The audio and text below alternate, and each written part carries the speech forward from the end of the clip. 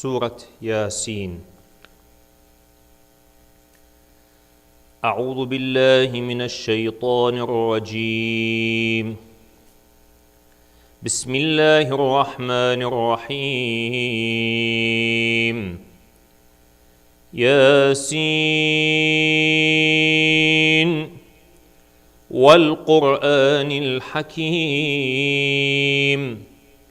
إنك لمن المرسلين على صراط مستقيم تنزيل العزيز الرحيم لتنذر قوما ما أنذر آباؤهم فهم غافلون لقد حق القول على أكثرهم فهم لا يؤمنون إنا جعلنا في أعناقهم أغلالا فهي إلى الأذقان فهم مقمحون وجعلنا من بين أيديهم سدا ومن خلفهم سدا فأغشيناهم فهم لا يبصرون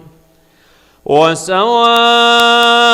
عليهم أأنذرتهم أم لم تنذرهم لا يؤمنون إنما تنذر من اتبع الذكر وخشي الرحمن بالغيب فبشره بمغفرة وأجر كريم إنا نحن نحيي الموتى ونكتب ما قدموا وآثارهم وكل شيء أحصيناه في إمام مبين واضرب لهم مثلا أصحاب القرية إذ جاءها المرسلون إذ أرسلنا إليهم اثنين فكذبوهما فعززنا بثالث فقالوا إنا إليكم مرسلون قالوا ما أنتم إلا بشر مثلنا وما أنزل الرحمن من شيء إن أنتم إلا تكذبون قالوا ربنا يعلم إنا إليكم لمرسلون وما علينا إلا البلاغ المبين قالوا إنا تطيرنا بكم لئن لم تنتهوا لنرجمنكم وليمسنكم منا عذاب أليم قالوا طائركم معكم أئن ذكرتم بل أنتم قوم مسرفون وجاء من أقصى المدينة رجل يسعى قال يا قوم اتبعوا المرسلين اتبعوا من لا يسألكم أجرا وهم مهتدون وما لي لا أعبد الذي فطرني وإليه ترجعون أأتخذ من دونه آلهة إن يردني الرحمن بضر لا تغن عني شفاعتهم شيئا ولا ينقذون إني إذا لفي ضلال مبين إني آمنت بربكم فاسمعون قيل ادخل الجنة قال يا ليت قومي يعلمون بما غفر لي ربي وجعلني من المكرمين وما أنزلنا على قومه من بعده من جند من السماء وما كنا منزلين إن كانت إلا صيحة واحدة فإذا هم خامدون يا حسرة على العباد ما يأتيهم من رسول إلا كانوا به يستهزئون ألم يروا كم أهلكنا قبلهم من القرون أنهم إليهم لا يرجعون وإن كل لما جميع لدينا محضرون وآية لهم الأرض الميتة أحييناها وأخرجنا منها حبا فمنه يأكلون وجعلنا فيها جنات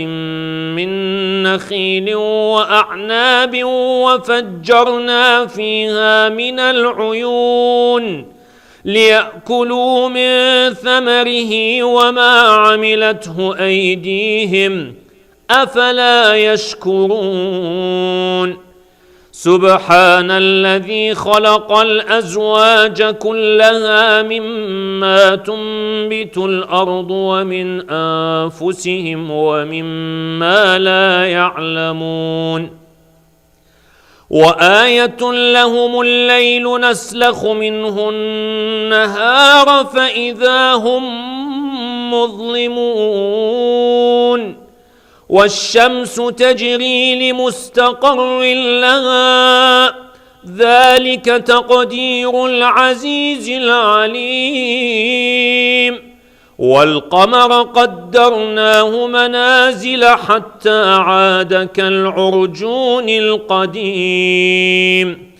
لا الشمس ينبغي لها أن تدرك القمر ولا الليل سابق النهار وكل في فلك يسبحون وآية لهم أنا حملنا ذريتهم في الفلك المشحون وخلقنا لهم من مثله ما يركبون وإن نشأ نغرقهم فلا صريخ لهم ولا هم ينقذون إلا رحمة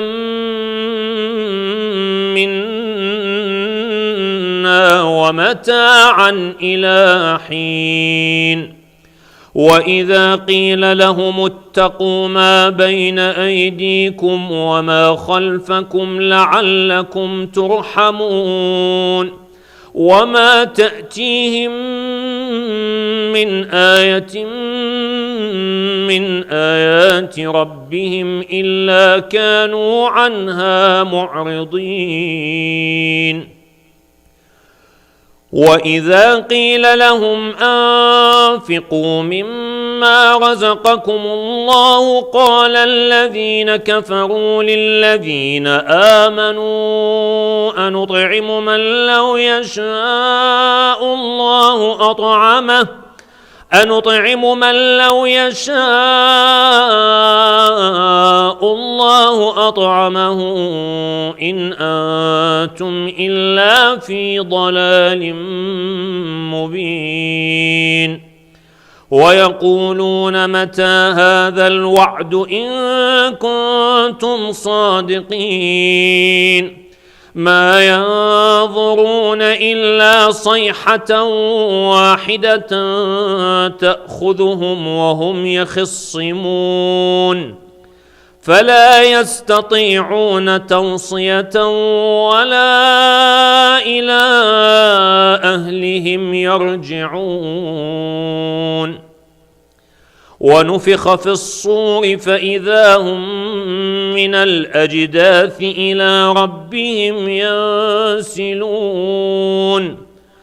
قالوا يا ويلنا من بعثنا من مرقدنا هذا ما وعد الرحمن وصدق المرسلون إن كانت إلا صيحة واحدة فإذا هم جميع لدينا محضرون. فاليوم لا تظلم نفس شيئا ولا تجزون إلا ما كنتم تعملون.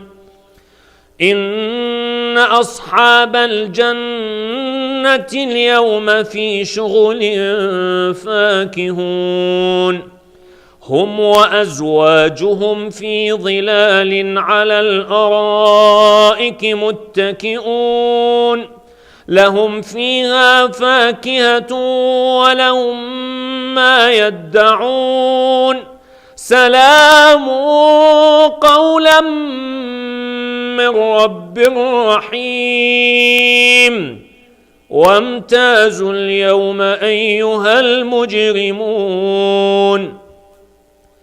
ألم أعهد إليكم يا بني آدم ألا تعبدوا الشيطان إنه لكم عدو مبين وأن اعبدوني هذا صراط مستقيم. ولقد أضل منكم جبلا كثيرا أفلم تكونوا تعقلون. هذه جهنم التي كنتم توعدون اصلوها اليوم بما كنتم تكفرون. اليوم نختم على أفواههم وتكلمنا أيديهم وتشهد أرجلهم بما كانوا يكسبون. ولو نشاء لطمسنا على أعينهم فاستبقوا الصراط فأنى يبصرون. ولو نشاء لمسخناهم على مكانتهم فما استطاعوا مضيا ولا يرجعون. ومن نعمره ننكسه في الخلق أفلا يعقلون. وما علمناه الشعر وما ينبغي له إن هو إلا ذكر وقرآن مبين لينذر من كان حيا ويحق القول على الكافرين.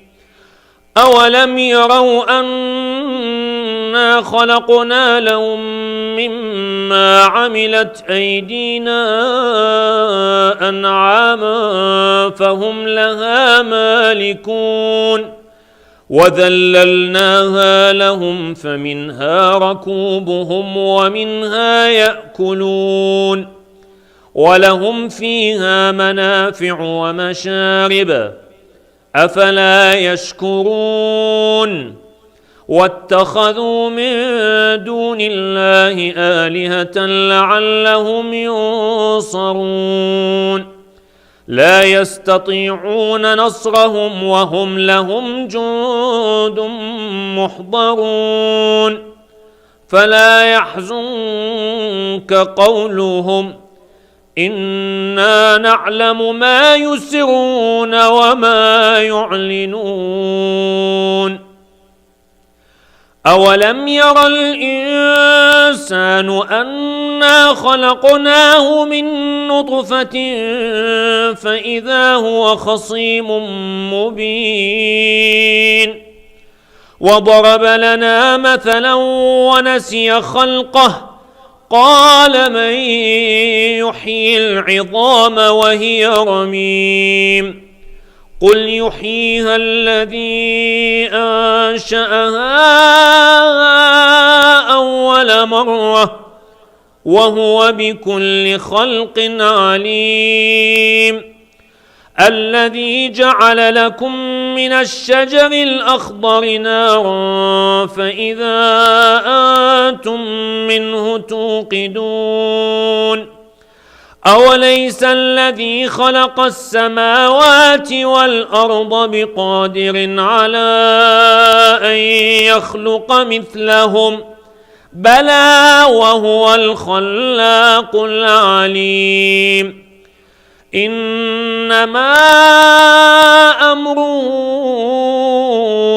إذا أراد شيئا أن يقول له كن فيكون فسبحان الذي بيده ملكوت كل شيء وإليه ترجعون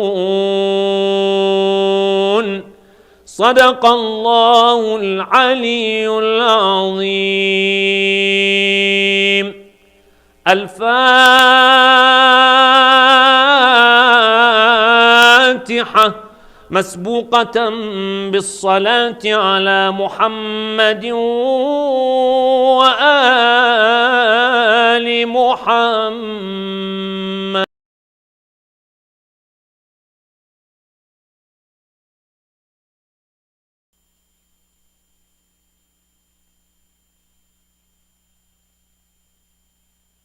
عجل فرجهم اللهم صل على محمد وآل محمد وعجل فرجهم اللهم صل على محمد وآل محمد وعجل فرجهم اللهم إني أدعوك كما أمرتني فاستجب لي كما وعدتني يا من لا يخلف الميعاد. بسم الله الرحمن الرحيم. اللهم إني أسألك برحمتك التي وسعت كل شيء وبقوتك التي قهرت بها كل شيء وخضع لها كل شيء وذل لها كل شيء وبجبروتك التي غلبت بها كل شيء وبعزتك التي لا يقوم لها شيء وبعظمتك التي ملأت كل شيء وبسلطانك الذي على كل شيء وبوجهك الباقي بعد فناء كل شيء وبأسمائك التي ملأت أركان كل شيء وبعلمك الذي أحاط بكل شيء وبنور وجهك الذي أضاء له كل شيء يا نور يا قدوس يا نور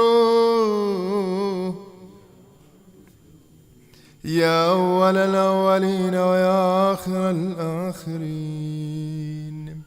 اللهم اغفر لي الذنوب التي تهتك العصام اللهم اغفر لي الذنوب التي تنزل النقام اللهم اغفر لي الذنوب التي تغير النعم اللهم اغفر لي الذنوب التي تحبس الدعاء اللهم اغفر لي الذنوب التي تنزل البلاء.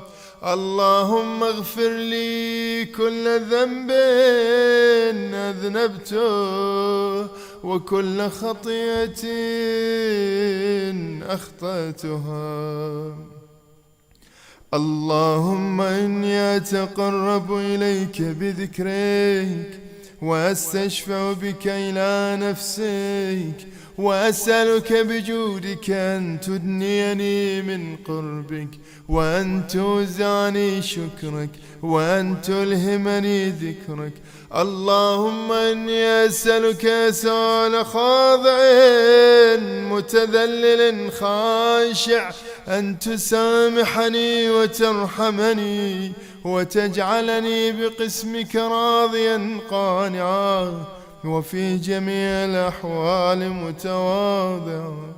اللهم أسألك سؤال من اشتدت فاقته وأنزل بك عند الشدائد حاجته وعظم فيما عندك رغبته. اللهم عظم سلطانك وعلى مكانك وخفي مكرك وظهر أمرك وغلب قهرك وجرت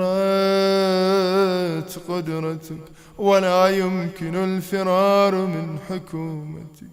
اللهم لا أجد لذنوبي غافرا ولا لقباحي ساترا ولا لشيء من عملي القبيح بالحسن مبدلا غيرك. لا إله إلا أنت سبحانك وبحمدك. ظلمت نفسي وتجرأت بجهلي وسكنت إلى قديم ذكرك لي ومنك علي. اللهم مولاي كم من قبيح سترته وكم من فادح من البلاء أقلته وكم من عثار وقيته وكم من مكروه دفعته وكم من ثناء جميل لست أهلا له نشرته. اللهم أعظم بلائي وأفرط بي سوء حالي وقصرت بي آمالي وقادت بي أغلالي وحبسني عن نفعي بعد أملي وخدعتني الدنيا بغرورها ونفسي بجنايتها ومطالي سيدي. فأسألك بعزتك ألا يحجب عنك دون سوء عملي وفعالي ولا تفضحني بخفي ما اطلعت عليه من سري ولا تعاجلني بالعقوبة على ما عملته في خلواتي من سوء فعلي وإساءتي ودوام تفريطي وجهالتي وكثرة شهواتي وغفلتي. وكن اللهم بعزتك لي في الأحوال كلها رؤوفا وعلي في جميع الأمور عطوفا. إلهي وربي من لي غيرك أسأله كشف ضري والنظر في أمري.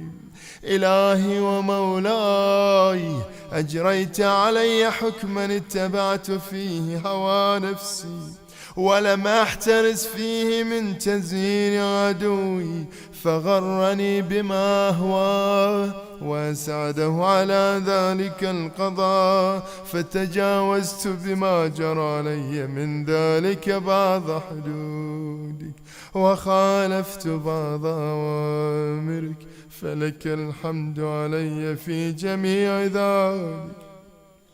ولا حجة لي فيما جرى علي فيه قضاؤك، وألزمني حكمك وبلاؤك.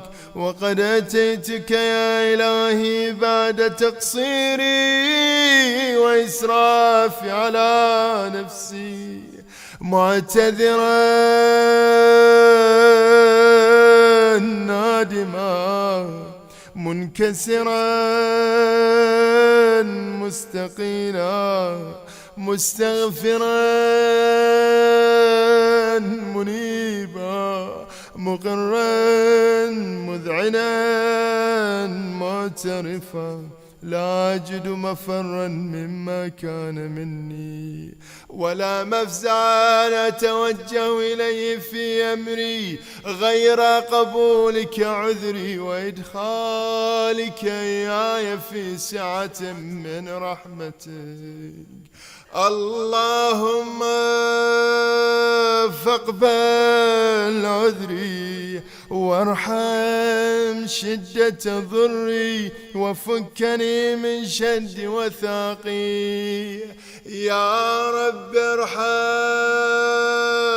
ضعف بدني، يا رب ارحم ضعف بدني ورقة جلدي ودقة عظمي.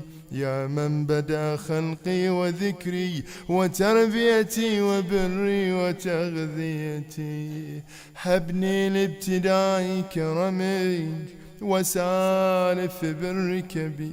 يا إلهي وسيدي وربي، أتراك معذبي بنارك بعد توحيد، وبعد من طوى عليه قلبي من معرفتك ولهج به لساني من ذكرك واعتقده ضميري من حبك، وبعد صدق اعترافي ودعائي خاضعا لربوبيتك. هيهات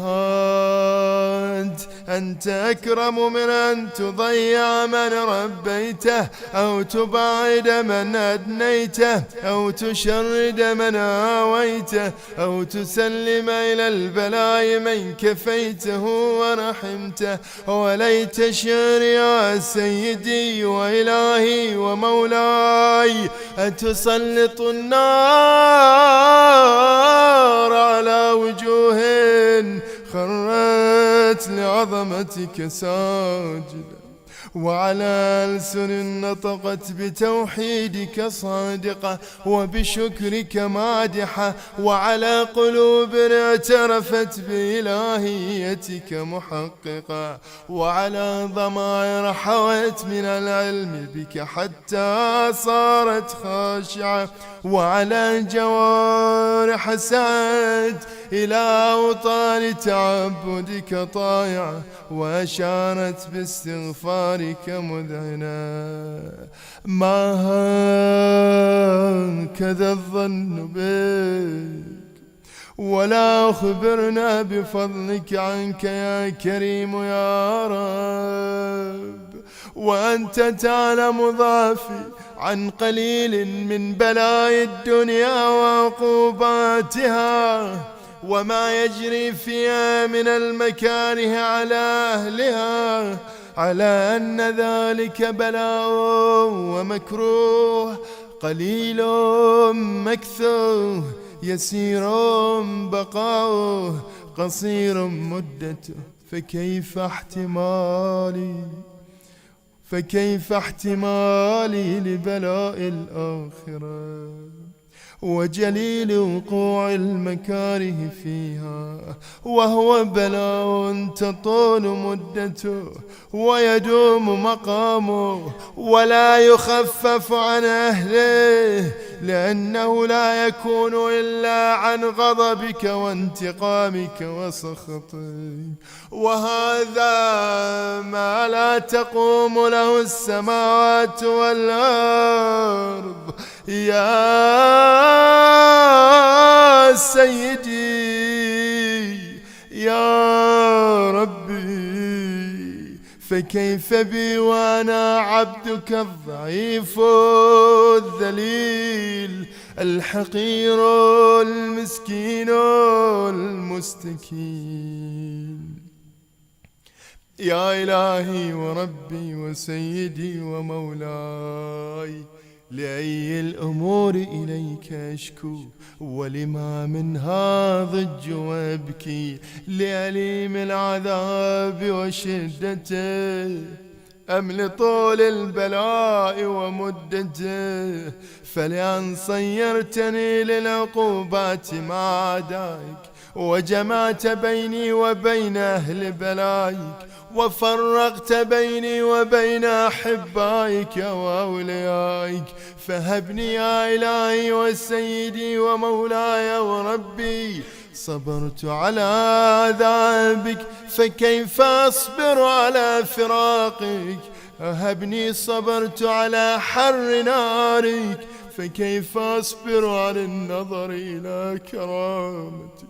أم كيف أسكن في النار؟ أم كيف أسكن في النار؟ أم كيف أسكن في النار ورجائي عفوك؟ فبعزتك يا سيدي ومولاي أقسم صادقا، لئن تركتني ناطقا لأضجن إليك بين أهلها ضجيج الآمنين، ولا أصرخن إليك صراخ المستصرخين، ولا أبكين عليك بكاء الفاقدين، ولا أنادينك أين كنت يا ولي المؤمنين، يا غاية آمال العارفين، يا غياث المستغيثين، يا غياث. إلى الله جميعا.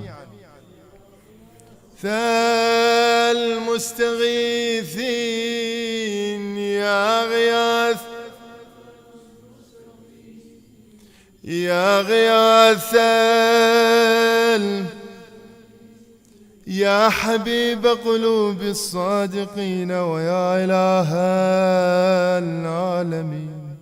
أفتراك سبحانك يا إلهي وبحمدك تسمع فيها صوت عبد مسلم سجن فيها بمخالفته، وذاق طعم عذابها بمعصيته، وحبس بين أطباقها بجرمه وجريرته، وهو يضج إليك ضجيج مؤمل لرحمتك، ويناديك بلسان أهل توحيدك، ويتوسل إليك بربوبيتك. يا مولاي، فكيف يبقى في العذاب وهو يرجو ما سلف من حلمك؟ أم كيف تؤلمه النار وهو يأمل فضلك ورحمتك؟ أم كيف يحرقه لهيبها وأنت تسمع صوته وترى مكانه؟ أم كيف يشتمل عليه زفيرها وأنت تعلم ضعفه؟ أم كيف يتقلقل بين أطباقها وأنت تعلم صدقه؟ أم كيف تزجره زبانيتها وهو يناديك يا رباه؟ أم كيف يرجو فضلك في عتقه منها فتتركه فيها؟ هيهات ما ذلك الظن بك، ولا المعروف من فضلك، ولا مشبه لما عاملت به الموحدين من برك وإحسانك. فباليقين أقطع لولا ما حكمت من تعذيب جاحديك، وقضيت به من إخلاد معانديك لجعلت النار كلها بردا وسلاما، وما كان لأحد فيها مقرا ولا مقاما، لكنك تقدست أسماؤك أقسمت أن تملأ من الكافرين من الجنة والناس أجمعين، وأن تخلد فيها المعاندين، وأنت جل ثناؤك قلت مبتدعا وتطولت بالإنعام متكرما.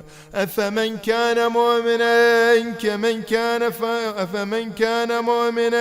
كمن كان فاسقا لا يستوون. إلهي وسيدي فأسألك بالقدرة التي قدرتها وبالقضية التي حكمتها وغلبت من عليه أجريتها أن تهب لي في هذه الليلة وفي هذه الساعة كل جرم أجرمته، وكل ذنب أذنبته، وكل قبيح أسررته، وكل جهل عملته كتمته أو أعلنته، أخفيته أو أظهرته، وكل سيئة أمرت بإثباتها الكرام الكاتبين الذين وكلتهم بحفظ ما يكون مني، وجعلتهم شهودا علي مع جوارحي، وكنت أنت الرقيب علي من ورائهم والشاهد لما خفي عنهم، وبرحمتك أخفيت وبفضلك سترت، وأن توفر حظي من كل خير تنزله، من كل خير أنزلته، أو إحسان فضلته، أو بر نشرته، أو رزق بسطته، أو ذنب تغفره، أو خطأ تستره. يا ربي يا ربي إلى الله جميعا، يا ربي يا ربي يا ربي يا إلهي وسيدي ومولاي ومالك رقي، يا من بيده ناصيتي، يا عليما بضري ومسكنتي، يا خبيرا بفقري وفاقتي، يا ربي إلى الله جميعا، يا رب يا ربي يا ربي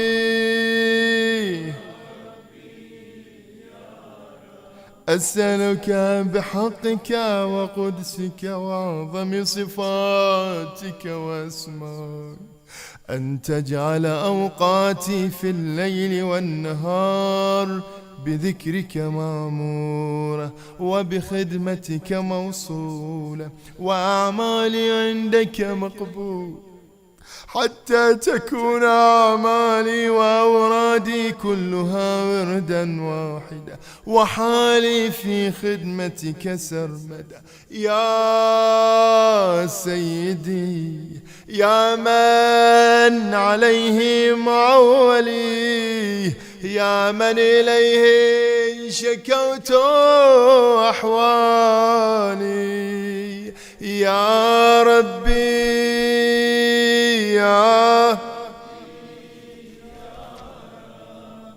يا ربي يا ربي يا ربي قو على خدمتك جوارحي، واشدد على العزيمة جوانحي، وهب لي الجد في خشيتك والدوام في الاتصال بخدمتك، حتى أسرح إليك في ميادين السابقين، وأسرع إليك في المبادرين، وأشتاق إلى قربك في المشتاقين، وأدنو منك دنو المخلصين، وأخافك مخافة الموقنين، وأجتمع في جوارك مع المؤمنين.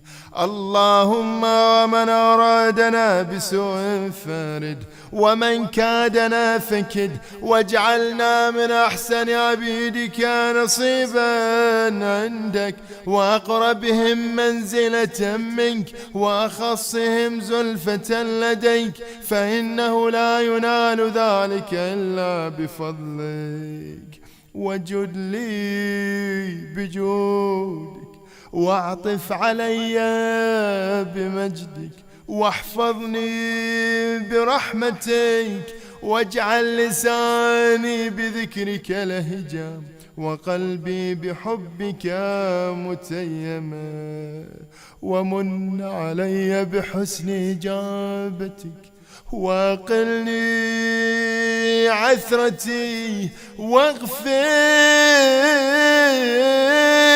زلتي، فإنك قضيت على عبادك بعبادتك، وأمرتهم بدعائك، وضمنت لهم الإجابة، فإليك يا ربي نصبت وجهي، وإليك يا ربي مددت يدي، فبعزتك استجب لي دعائي، وبلغني منى، ولا تقطع من فضلك رجائي، واكفني شر الجن والإنس من أعدائي، يا سريع الرضا، يا سريع، يا سريع، يا سريع الرضا، اغفر لمن لا يملك، all together، اغفر لمن لا يملك إلا الدعاء، فإنك فعال لما، يا من اسمه دواء، وذكره وطاعته غنى، ارحم من رس، وسلاحه البكاء، يا سابغا، يا دافع النقم، يا نور المستوحى في الظلم، يا عالما، صل على محمد وآل محمد، وافعل بنا ما انت أهله، وصلى الله على رسوله والأئمة الميامين من آله، وسلم تسليما كثيرا.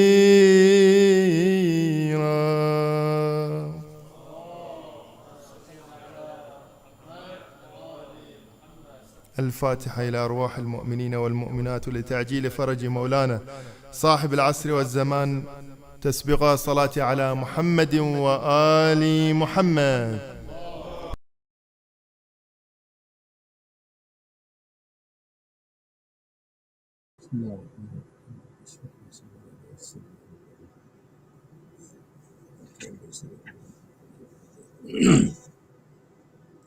أعوذ بالله من الشيطان اللعين الرجيم.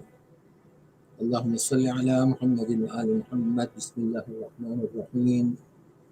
الحمد لله الذي هدانا لهذا وما كنا لنهتدي لولا أن هدانا الله لقد جاءت رسل ربنا بالحق الصلاة والسلام على الرسول المسدد والمصطفى الأمجد أبي القاسم محمد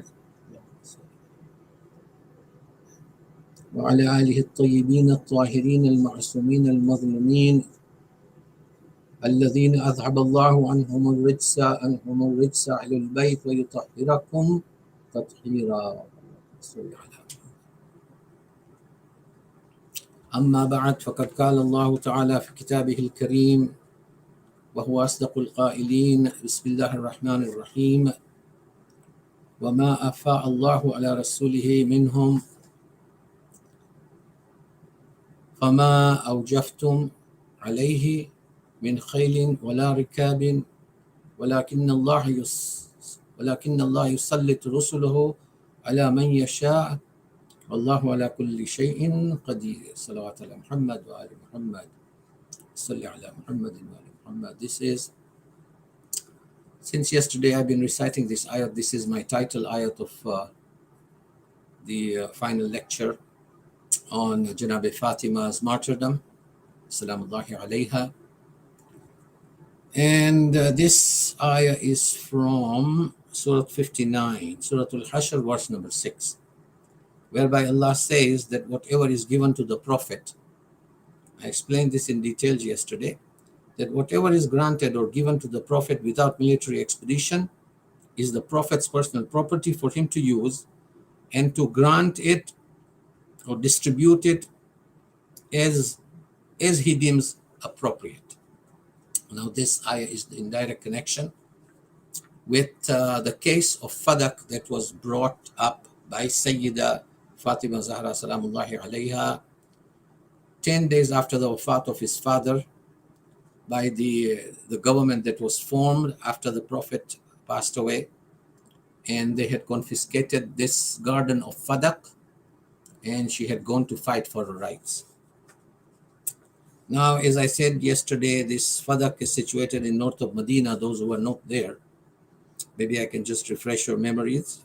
About 2 to 3 hours drive today. In those days, maybe by horse or camel, it was about 2 to 3 days journey. It was a very fertile land with the best date plantation in the whole of Arabia. And the annual income, as quoted in Islamic history, was between 24,000 to 70,000 dinar. And the Prophet had gifted this property to Fatimah Zahra Salamullahi alayhi. The issue was that the Jews of Fadak, Jews, they were spread all over north of Medina. They were in groups. One in Khaybar, one in Fadak. This was this place. So when those Jews of Fadak heard about the loss at Khaybar, that Khaybar has fallen in the hands of the Muslims, so they offered a peace treaty to the Prophet. And as a gesture of goodwill, they granted this garden of Fadak as a gift to the Prophet for this peace treaty. And of course, there are conditions that I don't want to go into, but it was a hiba, and the Prophet subsequently granted and gifted this property to Janabi Sayyida Salamullahi alayhi. Now, as I said yesterday, I will not go into details. She came to the court of Abu Bakr to demand her rights because the government of that time had taken away or confiscated, as we say, or nationalized her property, quoting some whimsical, answer, whimsical hadith. You see, the problem is, what people don't understand is that anyone who's a lawyer, for example, who is a lawyer today, and anyone who has studied the North American legal system, now look at the way this case was handled in that time, during the time of Sayyida Fatimah Zahra Salamullahi alayha. And if a person has done his bar exams in the North American, legal system, the crucial or the focal point of these exams is that possession indicates ownership. Possession indicates ownership. Means if I am in possession of my house, and if someone has got a claim against my house, he has to produce, or she has to produce a witness to prove to the court that I am not the owner of the house. Here it is the other way around, that they are asking Bibi Fatima to produce. They have confiscated it, and they are saying that this is the government property. It's not your property, and it was never yours. And they are demanding a proof from Bibi Fatima Zahra Salamullahi alayha.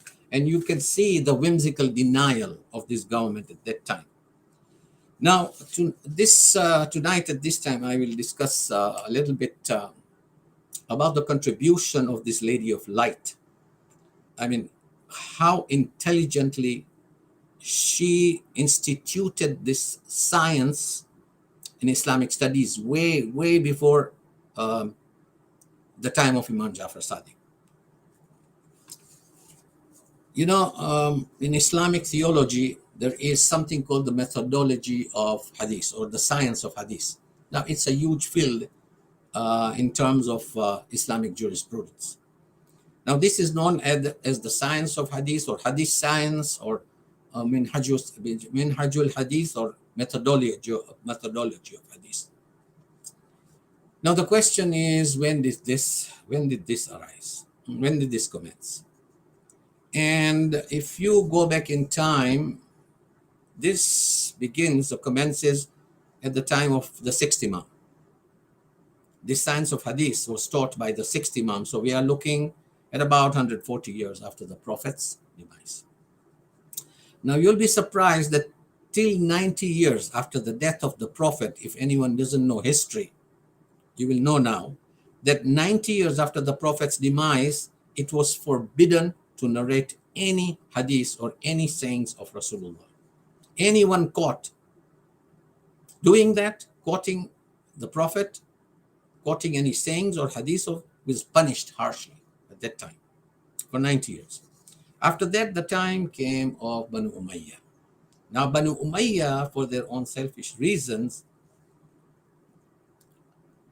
to put their people in the limelight, they opened up factories of generating false hadith. Today, you will find in this science of hadith, there are so many false hadiths which are totally rejected, sometimes by the Shia, sometimes by both the general Muslims. Now, till the time of sixth Imam, we had a pool of true and false hadith. Now, to filter and to sift through this pile-up of true and false was a humongous task. Salawat ala Muhammad.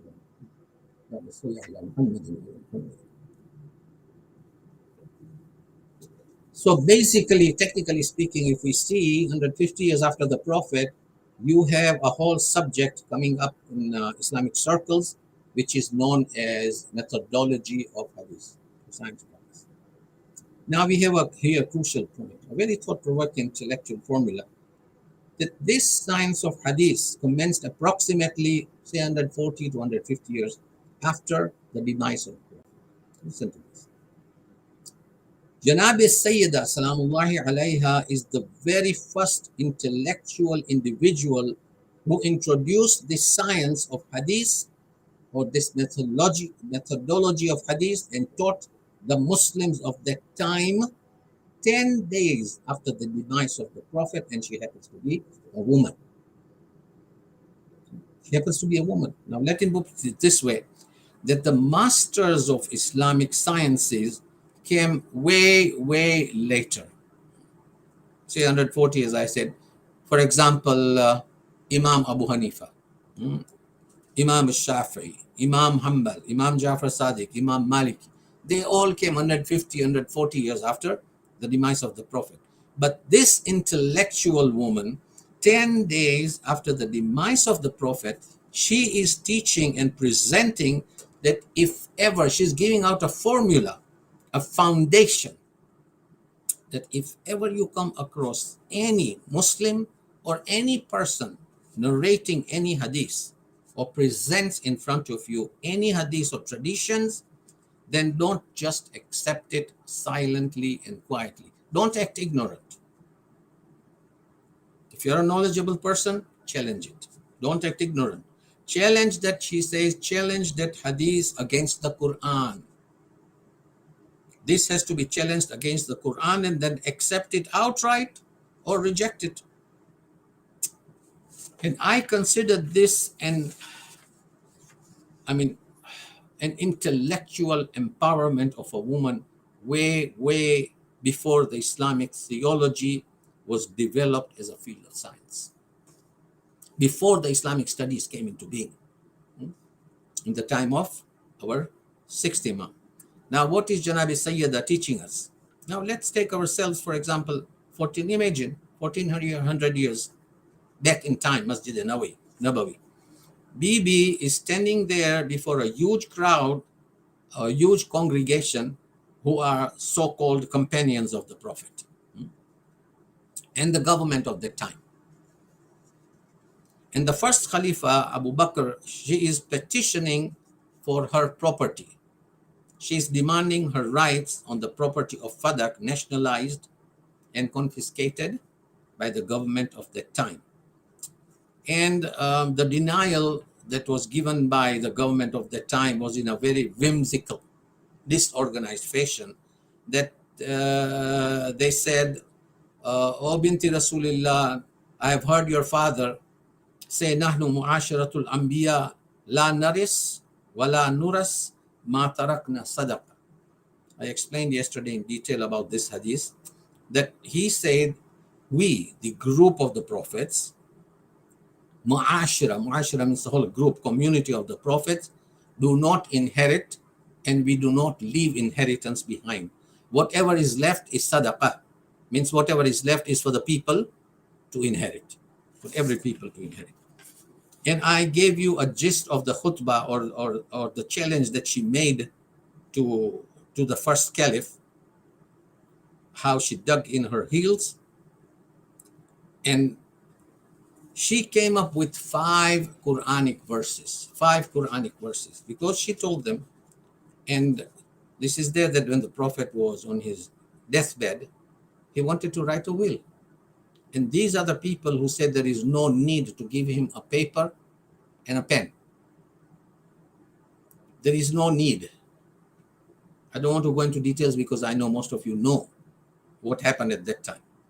And they said, Hasbuna kitab Allah. For us, Quran is enough. And now, instead of quoting the Quran, they are doing exactly the opposite. On the contrary, they are quoting the Prophet. And here is a baby, Fatima Zahra Salamullahi alayha, who is arguing with them that any hadith that clashes with the Quran should be thrown out of the window. I mean, she's proving him to be a liar. Now, the first ayah that she said was, I will discuss only these 2 ayah and end my talk today. The first ayah is Sulaiman, about Sulaiman and Dawood's inheritance. Nabi Sulaiman and Nabi Dawood. Now, we have to remember that Nabi Sulaiman is the son of Nabi Dawood. And while they lived, they were both prophets. Nabi Dawood was a prophet, and Nabi Sulaiman was also a prophet. And the ayah says, Surah 27, which is Al-Naml, وَوَرِثَ سُلَيْمَانَ دَاوُودَ وَقَالَ أَيُّهَا النَّاسُ عَلِّمْنَا مِنَ الطَّيْرِ وَأُوتِينَا مِنْ مُلْكِ شَيْءٍ إِنَّ هَذَا لَهُوَ الْفَضْلُ الْمُبِينُ. Now, the first thing Nabi Dawood and Nabi Sulaiman says that وَوَرِثَ سُلَيْمَانَ دَاوُود, means Nabi Sulaiman inherited Dawood. And he said, "O people, we have been taught by Allah subhanahu wa ta'ala the language of the birds, and we have been given," means we have inherited everything. Kulli shay. Indeed, this is a great privilege. Now, the Muslims, they argue, the Muslim scholars, they said, no, this is an inheritance, a spiritual inheritance. inheritance of values. Now, what we ask is that if it is spiritual inheritance, means that Nabi Sulaiman should inherit prophethood, then it doesn't make sense because he's already a prophet. So if he's going to inherit prophethood, I mean, it's a redundant statement. They are both prophets at the same time. Like when Imam Ali was alive, Imam Hassan and Imam Hussein were both imams. You get my point. They were both imams. So therefore, Nabi Sulaiman is a prophet. So it doesn't make sense. This is not a spiritual inheritance. This is not inheritance of values. It is inheritance of the materialistic wealth that Nabi Dawood held. And Nabi Dawood, we cannot forget that Nabi Dawood is a king. He was a king. You know, the Israelis today, the Jews, they say King David. They've got that flag which says Star of David. That's Nabi Dawood alayhi salam. He was the king of the time. And Nabi Sulaiman was inheriting the whole kingdom, which is material wealth. Now, the second ayah. Surah Al-Maryam, which is also known as Surah Al-Rahmah. It's a beautiful surah. And this contents of the surah, this surah is full of mercy. It is a beautiful surah. It's full of mercy and compassion. The title ayah, the title verse is so beautiful. It says, ذِكْرَ رَحْمَةِ رَبِّكَ عَبْدُهُ زَكَرِيَّا إِذْ نَادَى رَبَّهُ نِدَاءً خَفِيًّا. This is how Nabi Zakaria was talking to Allah subhanahu wa ta'ala. You see, surah begins with a positive vibe. It begins with full of hope. And Zakaria says, my Lord, Zakaria is very aged now, he's very elderly. And he says, Ya Allah, my bones have aged. You see the gray hairs are spread across my head. وَلَمْ أَكُنْ دُعَاءِ رَبِّكَ شَقِيًّا. But I will not refrain myself in supplication to you, Ya Allah. I will not stop asking you. That's one. And I know I will never be disappointed from your mercy. So long as I keep on asking you, I know I will not be disappointed from your mercy. Then Nabi Zakaria says, وَإِنِّي خِفْتُ الْمَوَالِيَ مِنْ وَرَائِي وَكَانَتِ امْرَأَتِي عَاقِرًا فَهَبْ لِي مِنْ لَدُنْكَ وَلِيًّا. That's a crucial statement. He says, I fear and I am scared of mawaliya. You know what is mawaliya? This mawaliya word comes from Mawla. And one of the meanings of Mawla is friends. Mawaliya, what's mawaliya? Mawaliya is sometimes friends. Now those friends who were following Nabi Zakaria at that time, they are known as mawaliya in the Quran. Those who, even today, who hang around with you, and Nabi Zakaria utters that, it's a unique sentence. He says, Inni khiftul. Khiftu means I'm scared. Most certainly I'm scared. Inni khiftul mawaliya min wara'i. From behind of these people, my Lord, I am scared of these friends of mine, these so-called friends of mine who pretend to love me. We have this also today. See how many mawaliyas follow a rich man today also. You'll see. And they are known as mawaliya opportunists. They are selfish, they are opportunists. And he says, Ya Allah, my wife has reached that age whereby she cannot conceive. Habli min ladunka. Allah, grant me an heir, an inheritor, and grant me a child. Yarithuni wa yarithu min ali Yaqub. Means that give me a child who inherits me and inherits Ali Yaqub. Now here the question arises. What was inni khiftu, he says, inni khiftul mawaliya. What was Nabi Zakaria afraid of? What was he scared of? If we ponder on this part of the verse, inni khiftul mawaliya, khawf, you know khawf? Khiftu is from khawf. Inni khiftul mawaliya, I am scared of these so-called opportunist friends of mine who pretend to love me. Now, you need the ordinary Muslims, if you see Sahih International, that Dr. Mustafa Khattab in his translation of the Quran, he says, oh, this ayat is Nabi Zakaria is asking an heir, a waris, who will inherit prophethood from me. It's written in the translation of the Quran of Sahih International. Now Zakaria is Nabi, and he is requesting an heir who is also a Nabi. Now Muslims argue that this is a spiritual inheritance. You know, Muslim scholars, just to keep the words of that first person who made a big boo-boo in Islamic history,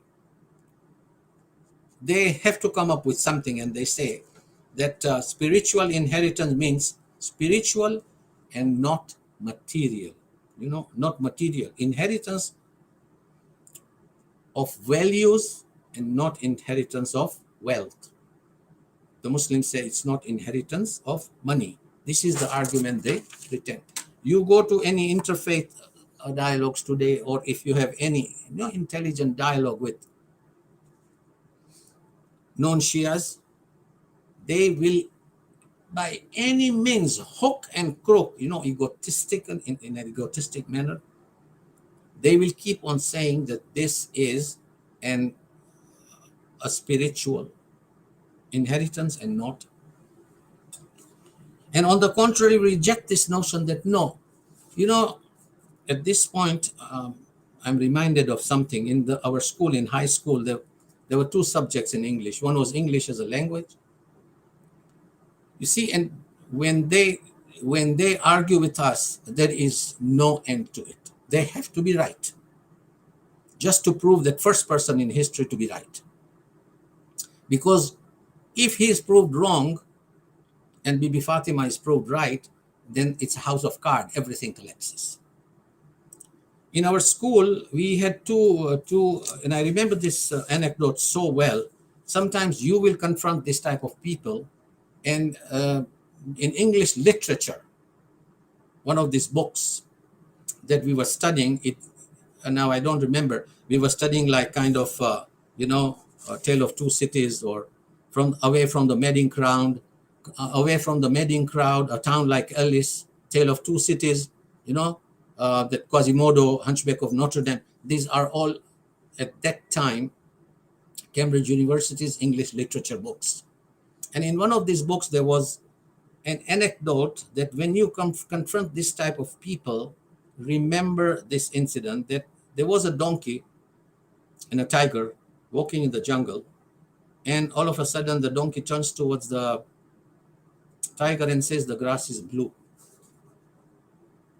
The tiger was shocked and he replies, "Hello, the grass is green." And he insists, the donkey insists, Hamar, that the grass is blue. The debate became so heated that the two decided to submit the issue to arbitration. They went to arbitration. They approached the judge. They went to the court. The lion was the judge. And as approached, this is metaphorically speaking, but it's something to think about. So when the donkey saw the judge, the lion, he started screaming that, Your Honor, isn't it true that the grass is blue?" Now, the lion, the judge, looks at the donkey and he says, "Hello, if you believe it to be true, then let the grass be blue. If you believe it to be blue, then let the grass be blue." And the donkey rushed forward and continued that, "Your Honor, this tiger disagrees with me, contradicts me, annoys me. Now I have proved to you that you also said, if I believe that the grass is blue, it's blue. So please punish him now." So the judge then declares that the tiger will be punished. And the punishment was a slap on the wrist. 3 days of silence, he commanded. So the donkey jumped up with joy and went on his way, contented, singing that the grass is blue. He was repeating that the grass is blue. Well, after the donkey departed, he was gone in private. Now there were two left, the judge and the tiger. And the tiger says, "Your Honor, why have you punished me? Why in the hell did you punish me? After all, the grass is truly green." And the judge replied, "You've known and seen that the grass is green?" And he said, "Yes."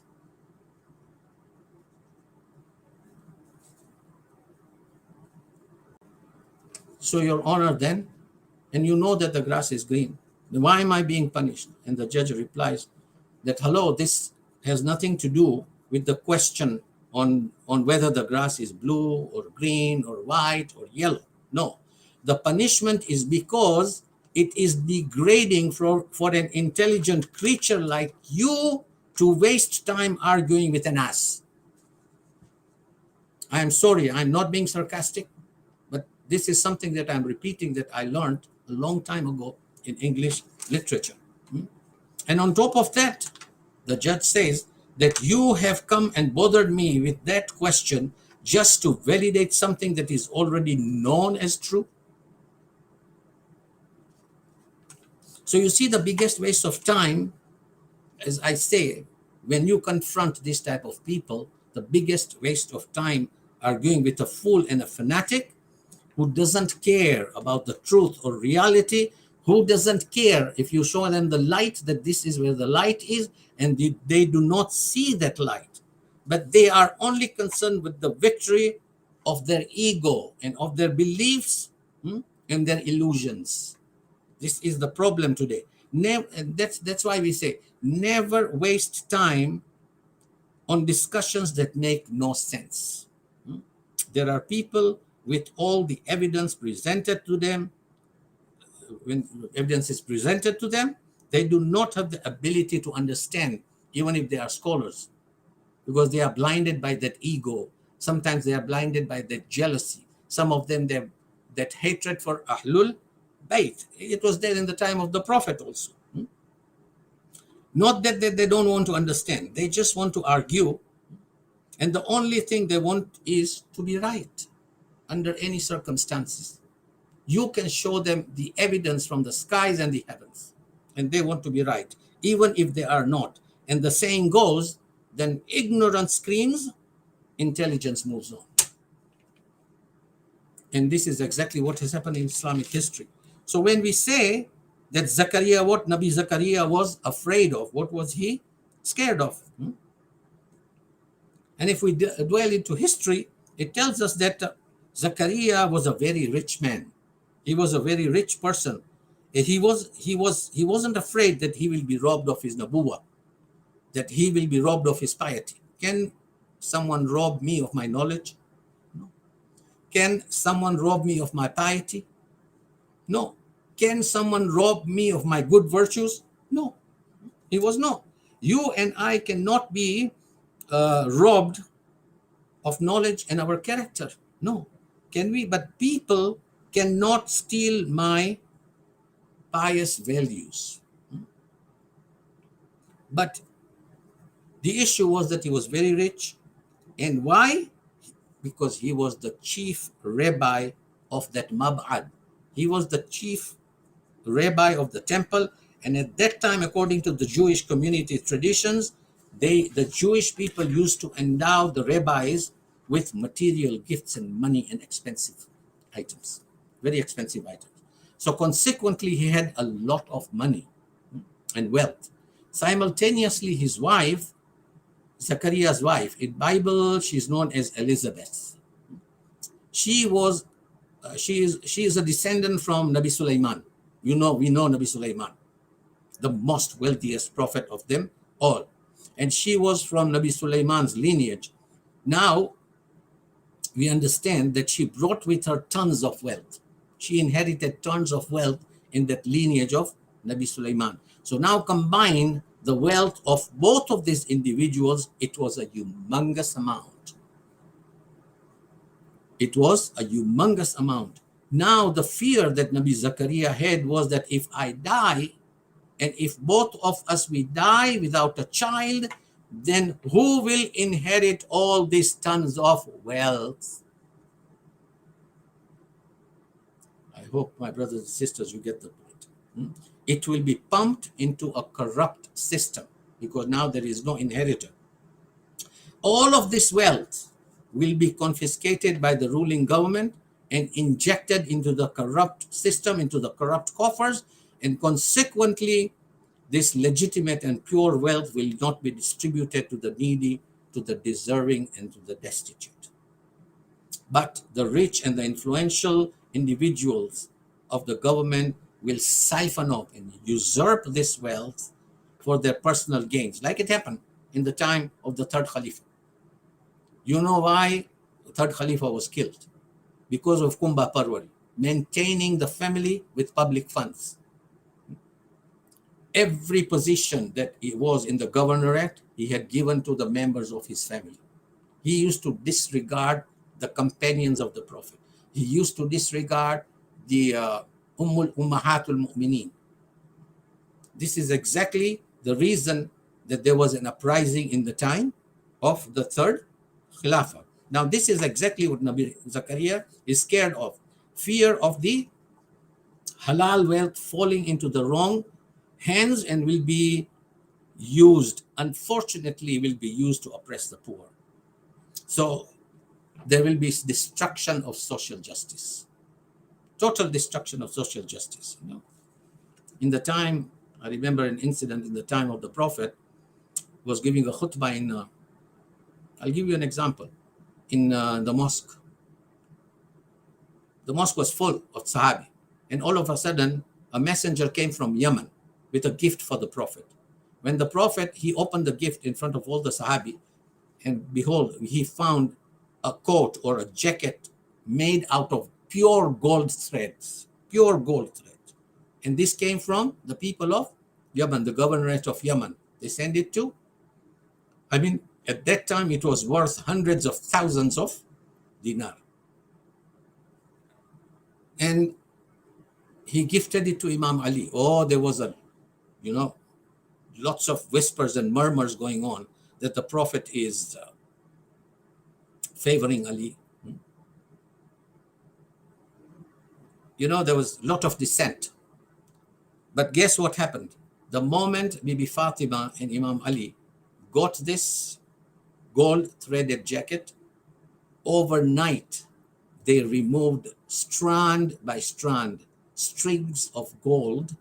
At night they removed each and every string of gold, and by morning there was not a single poor person's house in Medina who did not have gold in their house. This is known as social justice.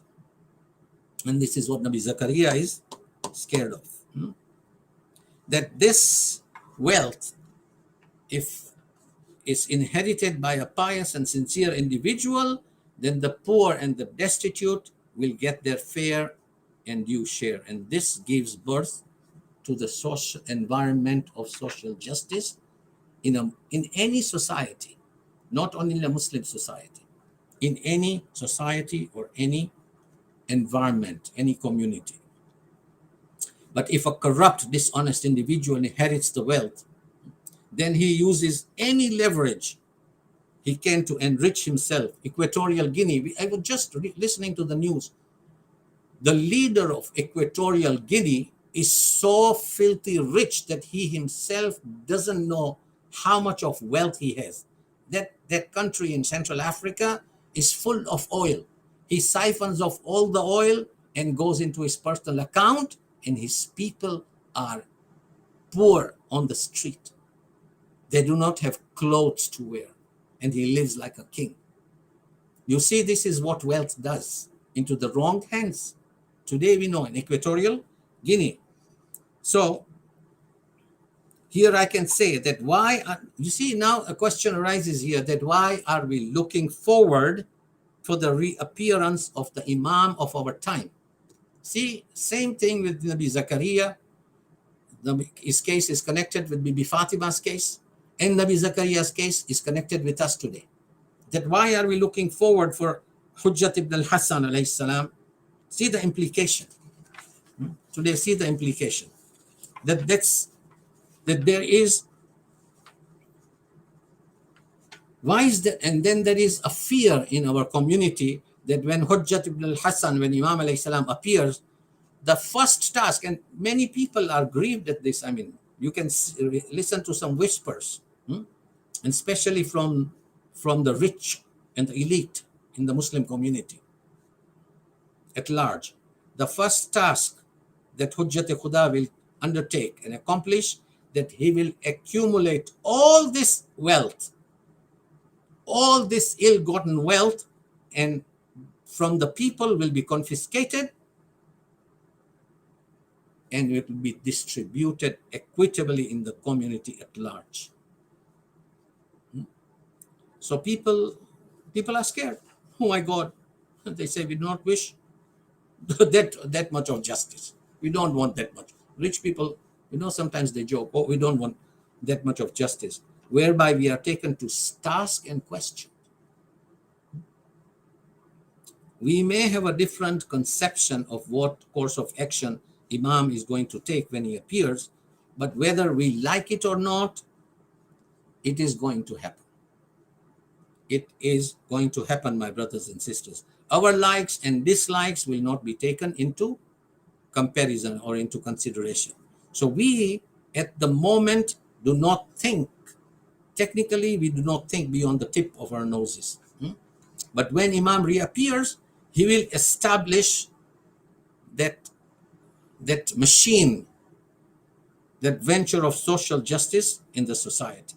So we understand now, you see the whole deep implication of why Bibi Fatima Zahra gave out these two verses concerning two prophet and then Nabi Zakaria and his wife. Look at the deep meaning of these verses. If you see the historical connotation, it is amazing. It is amazing. And she is teaching us, she's teaching at the Muslims of that time that do not take any hadith or tradition of the prophet at face value. You got to challenge it and weigh it with the Quran. And that's what Nabi Zakaria says, the reason that he says, Ya Allah, grant me the child, yarithuni wa yarithu min Ali Yaqub, that my wealth and the wealth of our household, Ali Yaqub, our amassed wealth, waj'alhu rabbi radhiya, that grant me a child, a son, an inheritor, with whom you are pleased, so that the system of social justice continues to flourish in the nation, society. She did not just present it haphazardly, my friends, my brothers and sisters. No, she presented these heavy verses with its historical background, historical connotation, historical events that are connected to this one ayah. You see, this is the way we understand Quran from Bibi Fatima Zahra, salamullahi alayha. That this verse, this verse, how much of weight this verse holds, how much. And she's making a point that, Baba, hello, this is not a spiritual inheritance. It is not a spiritual inheritance. It is also a materialistic and visible and, how would you say, tangible.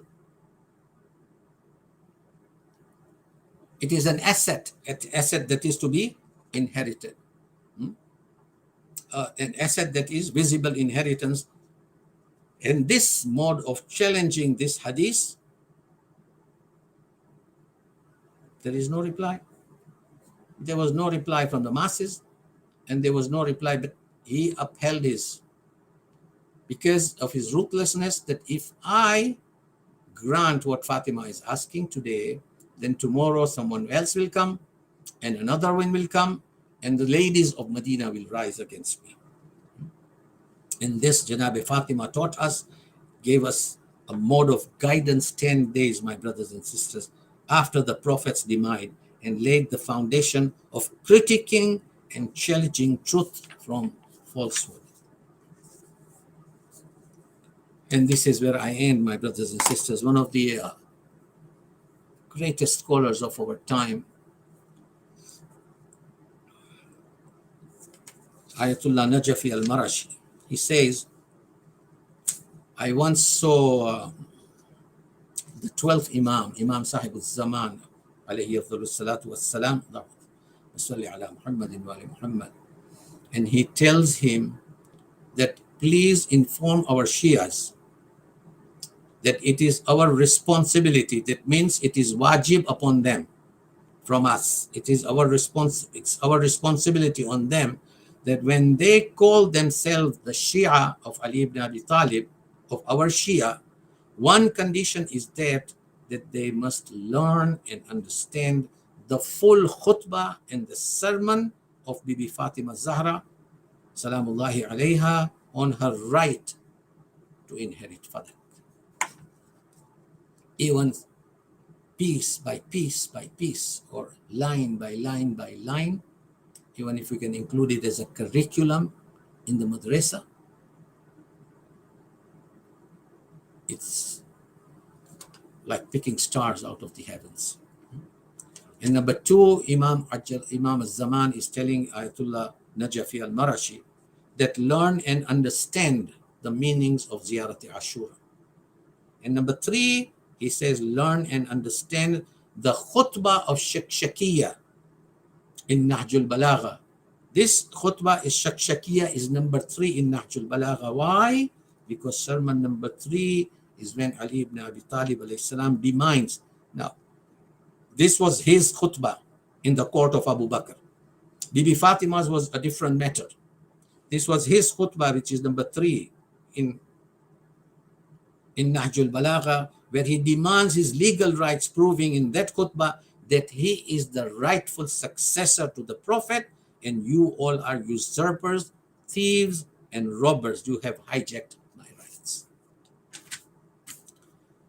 But it's very unfortunate that we hear Bibi Fatima Zahra after the death of Prophet, few days, maybe 40 days, 45 days, she says, Subbat alayya masaibu law annaha subbat ala al-ayyam sirna layali. You find this in hadith. That she is lamenting to her father that Subbat alayya masaib, the atrocities and the zulm and the tyranny that has been inflicted upon me. If this tyranny and zulm would have been inflicted on daytime, this day, bright day, would have turned into night. And you find in this hadith, there is one of the greatest speakers from Iraq. His name escapes my mind. A very high-ranking scholar narrates that I saw once Fatima Zahra salamullahi alayha in my dream. And in this dream, she came to me, she said, "O Sayyid, when you narrate my final moments, I want you to narrate the plight of my children, Hassan and Hussein, my children, Zainab and Kulsum, because these children were so young that they did not know whether to go with their father, who was dragged with a rope into his neck towards the court of Abu Bakr, or they did not know whether to stay with their mother, who was hit by the door, nail in the door." And we remember in this Ayyam Fatimiyya, which is ending tonight and tomorrow, we remember Fatima Zahra tonight, and we remember the atrocities and the dhulm and the tyranny that she was subjected to. That when the second caliph came towards the door, and he came deeply grieved as she was, deprived of her rights after the demise of his great lady, after the demise of Bibi Fatima, God indeed severed the hands of those who struck her. And those who agree till today, and those who follow suit, and this is our challenge, those who follow suit in their footsteps, God will never forgive them, and eternal damnation comes to them in their graves. And this will be an eternal damnation. Bibi Fatima Zahra, she went and changed her clothes, and she tells Asma bint al-Umays, who was narrates, that Fatima came towards me and she said, "Asma, give me some water, please." And she says, I gave her some water. She said, "Asma, I want you to give me some clothes." She said, I gave her clothes and helped her change her clothing. She said, "Asma, I am going to go rest in my room. I want you to call me after 1 hour. If I reply back to you, I am still alive. But if you do not hear my tasbih or tahleel and there is no reply, then know, Asma, that I have returned to my Lord, my father Rasulullah. Asma says that after 1 hour, 2 hours, when I heard there was silence, I knocked on the door 3 times and then entered the door. And as I approached her bed, and I saw Fatima no more. Imam Hassan and Imam Hussein returned back to the house from the masjid, and they said, "Oh Asma, where is our mother? We don't see her." And Asma says, "Oh children, your mother is resting in her room." Imam Hassan looked at Asma, and Asma looked at Imam Hassan, and Asma said, "Oh Hassan, why don't you eat your food, children?" And he said, "Oh Asma, when have you seen us to eat our food without our mother?" Imam Hassan approached the chamber, opened the door of the chamber, and he approached the bed, the chamber, to see his mother. He came towards the body of Fatima Zahra salamullahi alayha. He removed the veil and said and screamed, "Ya Akh al-Hussein, oh my brother Hussein, come towards me now." He called Abu Abdullah al-Hussein, and they all both saw that their mother was no more. Imam Ali ibn Abi Talib came into the house and saw the lifeless body of Fatima Zahra salamullahi alayha. Ala wa la'natullahi ala al-qawmi al-zalimin. سيعلم الذين ظلموا على محمد أي منقلب ينقلبون. إنا لله وإنا إليه راجعون. Ya Allah, on this Laylatul Jum'ah, Laylatul Mubarakah, and the martyrdom of Bibi Fatima Zahra, we invoke you بحق فاطمة وأبيها وبعلها وبنيها وسر المستودع فيها, inshallah, to forgive our sins in this night and make our akhirat khair. وآخر الدعوانا الحمد لله رب العالمين.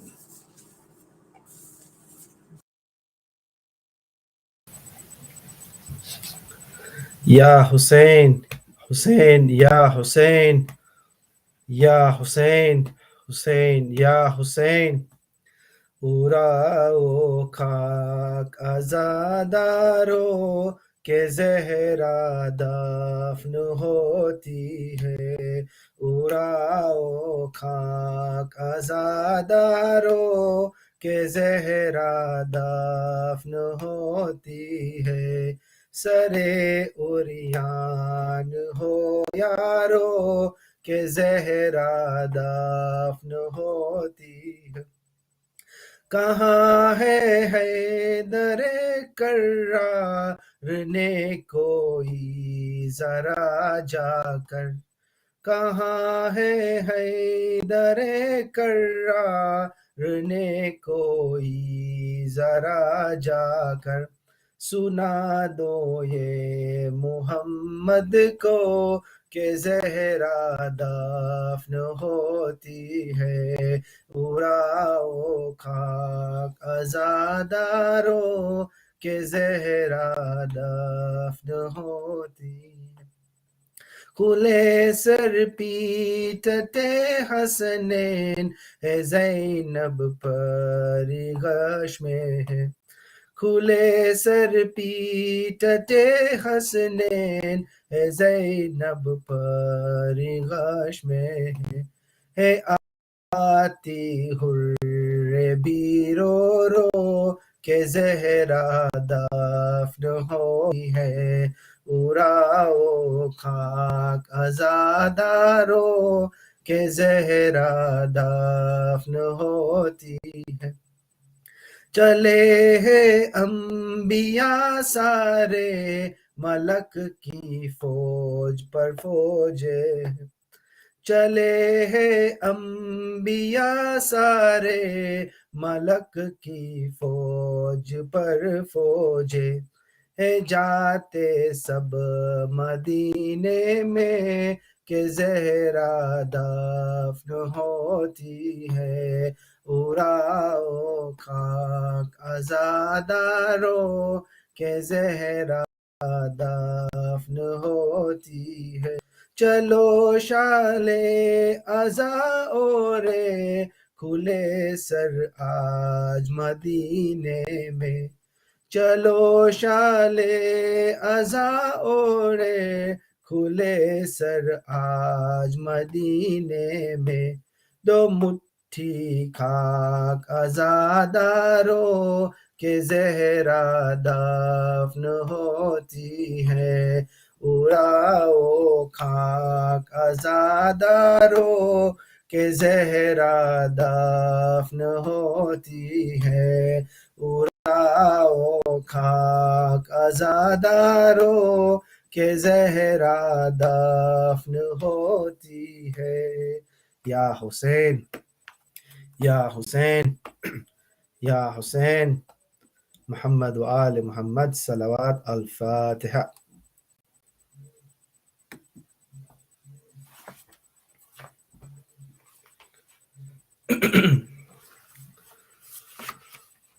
ज़ियारत वारिसा। अल्लाहुम्मा सल्लि अला मुहम्मद व आलि मुहम्मद।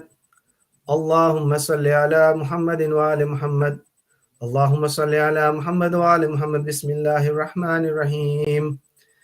इलाही अदमल बला व बरियल खिफा व अनकशफल गिता व अनक़तर रजा व ज़ाक़तिल अर्ज़ व मुनियतिस समा व अंतल मुस्तान व इलैकल मुश्तका व अलैकल मुअव्वलु फी शिद्दति वर रखा।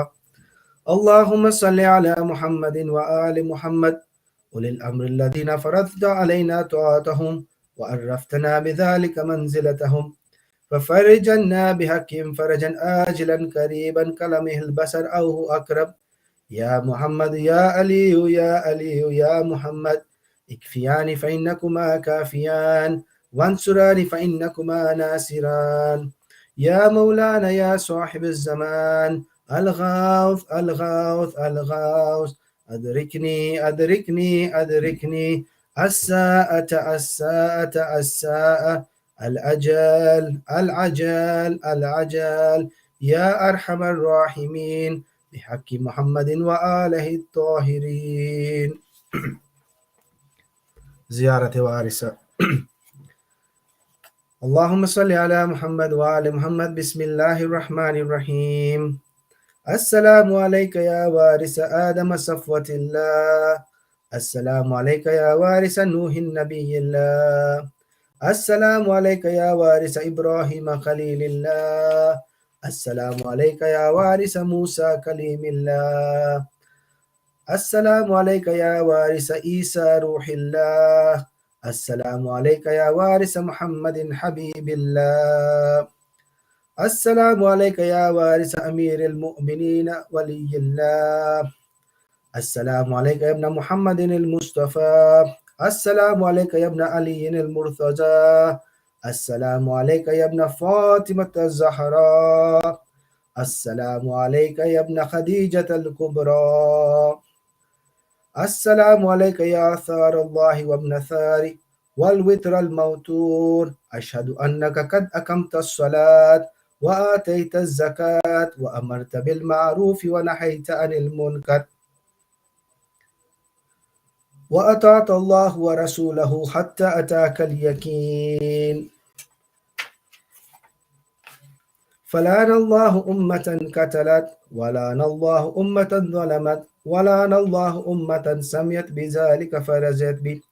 या मौला या अबा अब्दिल्लाह अशहदु अन्नका कुन्त नूरन फ़िल अस्लाबिश शामिख़ात वल अरहामिल मुत्तहहरात लम तुनज्जिस्कल जाहिलिय्यतु बि अंजासिहा व लम तुलबिस्का मिन मुदलहिम्माति थियाबिहा व अशहदु अन्नका मिद्दआइमिद्दीन व अरकानिल मुअमिनीन व अशहदु अन्नकल इमामुल बर्रुत तक़ियुर रज़ियुज़ ज़कियुल हादिहिल महदी व अशहदु अन्नल अइम्मतु वल्दका कलिमतुत तक़वा व अअलामुल हुदा वल उर्वतुल वुस्क़ा वल हुज्जतु अला अहलिद दुनिया व उशहिदुल्लाह व मलाइकतहु व अंबियाअ व रुसुलह अन्नी बिकुम मुमिन व बिया बिकुम मूकिन बिशराइ दीनी व ख़वातीमि अमली व कल्बी लिक़ल्बिकुम सिल्म व अमरी लिअमरिकुम मुत्तबिउ। सलवातुल्लाहि अलैकुम व अला अरवाहिकुम व अला अजसादिकुम व अला अजसाबिकुम व अला शाहिदिकुम व अला गाइबिकुम व अला ज़ाहिरिकुम व अला बातिनिकुम। ज़ियारत अली अकबर अलैहिस्सलाम। السلام عليك يا ابن رسول الله. السلام عليك يا ابن نبي الله. السلام عليك يا ابن أمير المؤمنين. السلام عليك يا ابن الحسين الشهيد. السلام عليك أيها الشهيد. السلام عليك أيها المظلوم وابن المظلوم. لعن الله أمة قتلت، ولعن الله أمة ظلمت، ولعن الله أمة سميت بذلك فرزيت به. زيارة الشهداء. السلام عليكم يا أولياء الله وأحباء. السلام عليكم يا أصفياء الله وأبداء. السلام عليكم يا أنصار دين الله. السلام عليكم يا أنصار رسول الله. السلام عليكم يا أنصار أمير المؤمنين. السلام عليكم يا أنصار فاطمة سيدة نساء العالمين. السلام عليكم يا أنصار أبي محمد حسن بن علي الولي النسي الناسي. السلام عليكم يا أنصار السلام عليكم يا أنصار وأبي عبد الله. بأبي أنتم وأمي تبتم، وتابت الأرض التي فيها دفنتم، وفزتم فوزا عظيما، فيا ليتني كنت معكم فأفوز معكم. زيارة حضرت عباس عليه السلام. السلام عليك يا أبا الفضل العباس بن أمير المؤمنين. السلام عليك يا ابن سيد الوسيين. السلام عليك يا ابن أول القوم إسلاما، وأقدمهم إيمانا، وأقومهم بدين الله، وأقوتهم على الإسلام. أشهد لقد نصحت لله لرسولي ولأخيك فنعم الأخ المواسي. فلعن الله أمة قتلت، ولعن الله أمة ظلمات، ولعن الله أمة استخلت منك المحارم وانتهكت الحرمة الإسلام.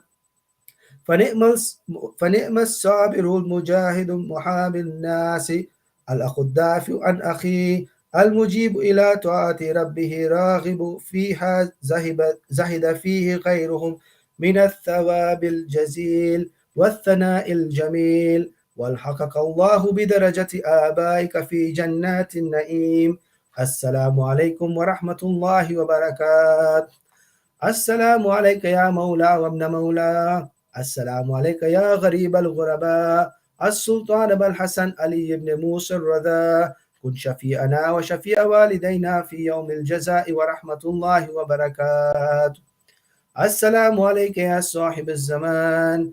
الأمان الأمان الأمان. السلام عليك يا خليفة الرحمن. السلام عليك يا شريك القرآن. السلام عليك يا كعبة الإيمان. السلام عليكم ورحمة الله وبركاته. بسم الله الرحمن الرحيم.